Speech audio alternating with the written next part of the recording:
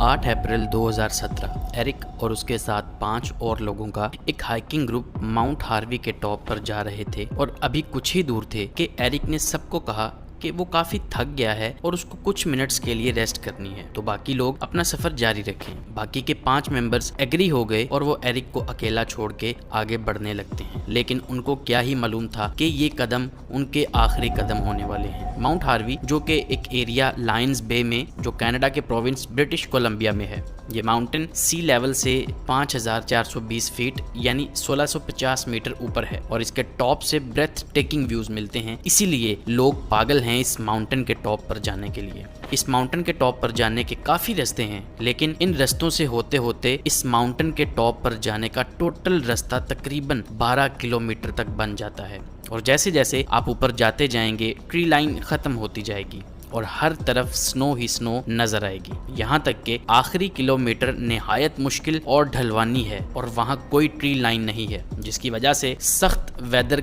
और तेज हवाओं का सामना करना पड़ता है जिनके सामने कोई इंसान टिक नहीं सकता। इस माउंटेन के टॉप पर जाने का सही मौसम है जून से अक्टूबर तक, लेकिन ये ग्रुप अप्रैल में क्लाइंबिंग स्टार्ट कर देता है, यानी ऐसा मौसम जिसमें ये माउंटेन हर जगह स्नो से भरी हुई मिलेगी और मौसम भी निहायत बदतरीन होगा कि सामने कुछ दिखाई तक ना दे। मौसम के मुताबिक ही डिसाइड होता है कि कौन से खतरों से निपटने के लिए किस तरह के इक्विपमेंट्स की जरूरत पड़ने वाली है आपको। मौसम खराब होगा तो इंसान स्नो स्टॉर्म में फंस सकता है, विजिबिलिटी भी जीरो होगी, कुछ नजर नहीं आएगा और अगर कहीं से भी गिर गए तो आसानी से 1000 फीट नीचे चला जाएगा बंदा। ये तो शुक्र है कि इस ग्रुप में जो 6 लोग थे उनमें से 3 लोग एक क्लब से बिलोंग करते थे और बाकी के 3 लोग दूसरे क्लब से बिलोंग करते थे और इनका तजर्बा भी ज्यादा था और ऐसी चढ़ाइयां वो लोग पहले भी चढ़ चुके थे और हर वीक में इन सब लोगों में से कोई ना कोई किसी न किसी ट्रेल पर ही होता था वैंकूवर के एरिया में। जब एरिक ने सबको बोला कि आप लोग चलते रहो, मैं थोड़ा सा सांस ले लूं, तो उसने सबको कहा कि मेरा वेट मत करें, मेरे बगैर ही जाएं, मैं कुछ ही देर में आप लोगों के साथ आके मिल जाऊंगा। बाकी के सब लोग माउंटेन के टॉप की तरफ रवाना हो गए। माउंट हार्वी का समिट यानी टॉप पॉइंट बहुत ही यूनिक है और दूर से देखने से आप आसानी से इस माउंटेन को आइडेंटिफाई भी कर सकते हैं इसके टॉप की वजह से। माउंट हार्वी के नॉर्थ में बिल्कुल खाई है जो 600 मीटर गहरी है और इस चीज की वजह से काफी लोग डरते भी हैं इस माउंटेन से।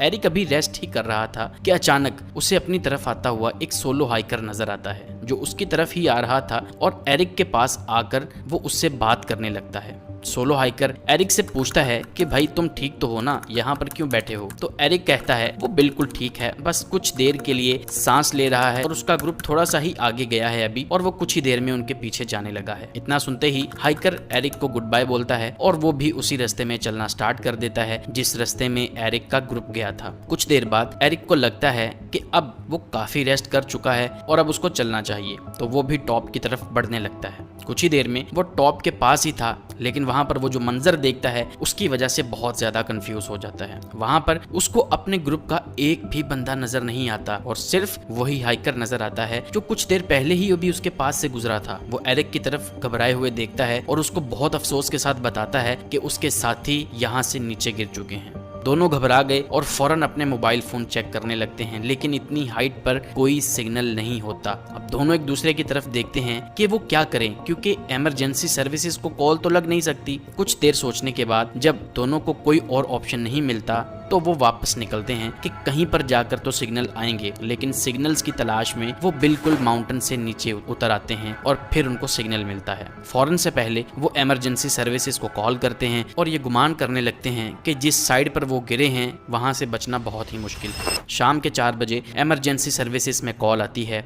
और 1 घंटे के अंदर अंदर रेस्क्यू टीम्स अपना रेस्क्यू मिशन स्टार्ट कर देते हैं। एरिक ये बात जानता तो था कि माउंट हार्वी से गिरने का मतलब है कि जिंदगी से हाथ धोना, लेकिन फिर भी वो इसी उम्मीद में था कि किसी तरह उसके 5 साथी अभी जिंदा होंगे और वो इंतजार में होंगे कि कोई उनको बचाने आएगा। 40 से ज्यादा लोगों ने इस रेस्क्यू मिशन में हिस्सा लिया। इनके पास 2 हेलीकॉप्टर्स और सर्च डॉग्स भी थे। जो बहुत देर तक माउंट हार्वी पर हाइकर्स को तलाश करते रहे, लेकिन वेदर की वजह से बहुत मुश्किल होता जा रहा था रेस्क्यू मिशन। इतने में सबको अलर्ट कर दिया जाता है कि अब इस मिशन को पोस्टपोन करके कल दोबारा स्टार्ट किया जाएगा। अगले दिन दोपहर के वक्त 4 हाइकर्स को आइडेंटिफाई कर लिया जाता है, लेकिन पास जाने पर पता लगता है कि ये लोग अब जिंदा नहीं हैं। इनकी बॉडीज के पास इनकी चीजें बिखरी पड़ी नजर आती हैं, जैसे कि स्नो शूज और हाइकिंग का सामान। कुछ ही देर में आखिरी हाइकर को भी आइडेंटिफाई कर लिया गया, लेकिन बदकिस्मती से वो भी जिंदा नहीं था। अब मिशन खत्म हो चुका था। इनकी फैमिलीज को आगाह करने के बाद उनको बॉडीज दे दी जाती हैं, लेकिन सबको एक ही बात तंग कर रही थी कि आखिर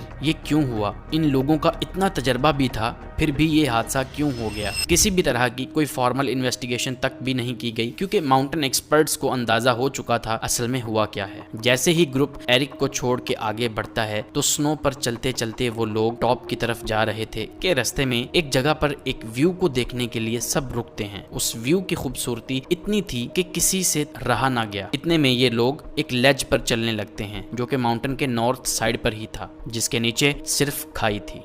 इनमें से किसी को भी अंदाजा नहीं था कि ये किस खतरे से हाथ मिला रहे हैं। इस वक्त सब के सब लोग एक चीज जिसको कॉर्निस बोला जाता है उसके ऊपर खड़े थे। कॉर्निस असल में एक आइस से बना हुआ काफी बड़ा टुकड़ा होता है, जो देखने में माउंटेन का हिस्सा ही लगता है, लेकिन उसके नीचे होता कुछ भी नहीं, और अगर वजन ज्यादा हो जाए तो ये टूट जाता है। लेकिन किसी को भी देखने से ये पता बिल्कुल भी नहीं लगता कि ये लेज है या माउंटेन का ही कोई हिस्सा है। खास तौर पर माउंटेन के ढलवानी हिस्से पर ही कॉर्निस बनते हैं, क्योंकि खाली हिस्सा होने की वजह से हवाओं का रुख बर्फ को एक जगह पर जमा देता है और एक फॉल्स लेज बनने लग जाती है। वक्त के साथ साथ ये बढ़ने लगती है। जितना लंबा ये हिस्सा होता जाएगा उतना ही ये कमजोर होता जाएगा, क्योंकि नीचे से तो खाली होता है और कोई सपोर्ट नहीं होती, सो वजन एक हद से ज्यादा बढ़ने पर ये टूट भी जाता है। कॉर्निस पर खड़े भी हों तो आपको ऐसा ही लगेगा जैसे आप ग्राउंड पर खड़े हैं, इसलिए इसका पता लगाना निहायत मुश्किल है। कुछ ही दिन पहले एक पॉपुलर हाइकिंग वेबसाइट पर एक रिपोर्ट भी लिखी गई थी कि हाइकर्स इस बात का ख्याल रखते हुए माउंट हार्वी पर जाएं कि इस पर बहुत ज्यादा तादाद में कॉर्निस बन चुके हैं। तो जिस वक्त ग्रुप इस कॉर्निस पर था,